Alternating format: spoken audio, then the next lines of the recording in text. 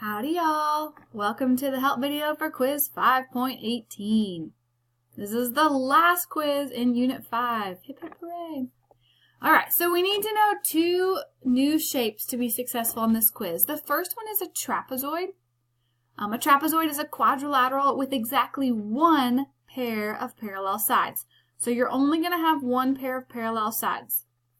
Because of that, it is not a parallelogram, so it doesn't have any of those four properties that we keep talking about parallelograms. All right, there are special types of trapezoids. An isosceles trapezoid has two congruent legs. And how do we prove if a figure is a trapezoid? We have to show that it has one pair of parallel sides, exactly one. It can't have more than one, it has to have exactly one pair of parallel sides. All right, we also have the mid-segment, which is where you add the two bases together and divide by 2. And so that would put that mid-segment right in there. Okay, we also need to know about a kite. So here's a kite. This is another quadrilateral that is not a parallelogram. So the four properties of parallelograms do not apply. But there are a lot of interesting things about a kite. All right. The first thing is that it has four sides, which we know. Then each pair of adjacent sides, so like DC and BC, are going to be the same length. Just like DA and AB are going to be the same length. So it has two pairs of congruent sides. The diagonals will cut the angles in half. The diagonals will bisect the angle. So up here it bisects it, and down here it bisects it. And also the diagonals are perpendicular bisectors.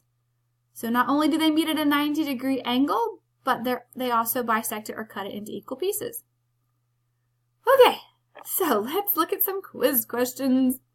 All right, so trapezoid ABCD has vertices here. Y'all, it's not going to give you graph paper, but you know me, and you know I love to graph everything, so I'm going to go ahead and plot this puppy.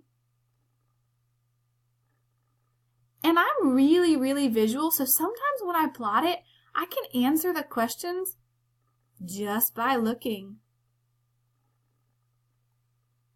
I probably shouldn't admit to that. I should probably make you do the exact math every time. But once we graph this one, we're trying to figure out whether it is or is not an isosceles trapezoid. Now remember, for it to be a trapezoid, it has to have exactly one pair of parallel sides, and for it to be isosceles, these two sides have to be the same length. So I can look at it and tell with a pretty good amount of confidence that those are going to be the same. But if you wanted to double check, you can do Pythagorean theorem and draw a right triangle. This side is 3, that side is 2. Again, you could do Pythagorean theorem. I'm not even going to plug it into my Pythagorean theorem formula because notice both of those are the same, right? If it's the exact same triangle, it's going to give you the exact same length. So this one is an isosceles trapezoid. Okay, this one says we have a kite. The measure of angle XWY, so this angle right here, is 38 degrees. And the measure of, let me change colors, ZYW is 15 degrees. And our ultimate goal, let me highlight our ultimate goal here, is to find the measure of WXY. Okay, so I think this is a pretty fun problem because it involves a lot of information. So the first thing is we know that the diagonals bisect the angle. So if this angle is 15, we know this angle is also 15. And likewise, if this angle is 38, this angle is also 38. So that's pretty cool. Then we can add those together. So let me come over here and add them all up. So I'm going to add 38 plus 38 plus 15 plus 15 just to see where I'm at. So if I add 38, all that together, I'm at 106 degrees. Now remember, this is a quadrilateral. It has four sides. And every four-sided figure has 360 degrees in it. Because if you go way back to Unit 1, remember you take your number of sides, which is 4, subtract 2, and 2 times 180 is 360. So every single four-sided figure has 360 degrees in it. We already have 106 represented in the red angles and the purple angles. And then check this out. Because it's a kite, we also know that those angles are congruent. So this angle is going to be the same as that angle. So I can take my total, which is 360. I can subtract off what I already have in the red and the purple, which was 106. And when I subtract that, I'm left with 254 degrees. That means that these two angles, angles X and angle Z, have to add up to 254 degrees. And since they're both the exact same, I can just take that number and divide it in half. I can divide it by 2, and that tells me that each one of these angles has to be 127 degrees. So that is our final answer, 127 degrees. All right, this one says, what is the length of the mid-segment of the trapezoid? So y'all, you just have to use your mid-segment formula. You got to find the length of your first base. So I'm going to go ahead and call this my base 1, and I'm just going to count the units because it follows the grid. So that's 11 units long if you count from -2 to 9. Then I'm going to find my other base. This one also follows the grid, so I can just count to get from 2 to 7. That would be 5 units. And then I'm going to plug them into my formula. 5 plus 11 divided by 2. 5 plus 11 is 16. 16 divided by 2 is 8. So there's the length of the mid-segment right in there. Okie dokie. Jerome is writing a coordinate proof to show that the mid-segment of the trapezoid is parallel to its base. He starts by assigning the coordinates as given, where RS is the mid-segment of the trapezoid. Okay.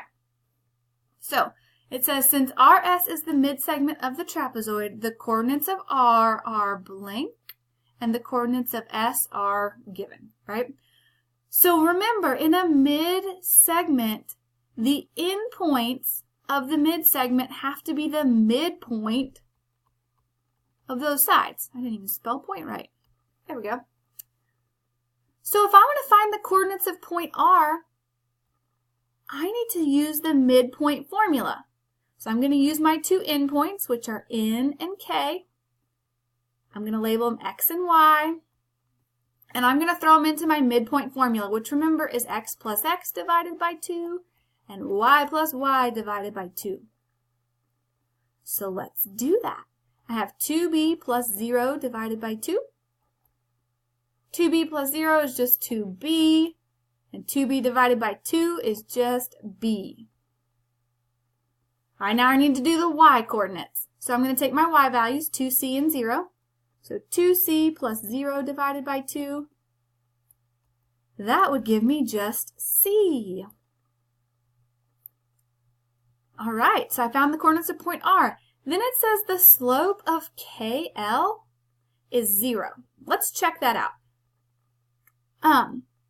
If we look right here, KL is a flat line, and anytime you have a flat line, that has 0 slope, right? If you tried to go skiing on a ski slope and it was perfectly flat, it wouldn't have any slope. It wouldn't be uphill or downhill. It's 0. All right, the slope of RS is also 0 because it's a flat line. The slope of MN is also 0 because it's a flat line. Now, you could use your slope formula if you wanted to, but it's going to give you 0. All right, and the slope of each segment is 0. Therefore, the mid-segment is parallel to the base because remember, for something to be parallel, it has to have the same slope. And all of those slopes are the same. All right, last one. In kite PQRS, TQ is 5. TR, let me change colors here. TR is 12. And our goal is to find the length of SR. So I'm going to highlight that. SR is ultimately our goal. Okay, so what we got going on here is we know in a kite, I should have put these properties here again for you to see, but we know in a kite that the diagonals are perpendicular bisectors. So we know that that's a 90-degree angle. And the reason that's helpful is because if that's a 90-degree angle, I can create this right triangle. And hopefully by now we all know what formula to use on right triangles. We see it all the time. We're going to use Pythagorean theorem. So I'm going to solve for C, which is really RQ. So I'm going to go ahead and plug it into my Pythagorean theorem. 5 squared plus 12 squared equals C squared.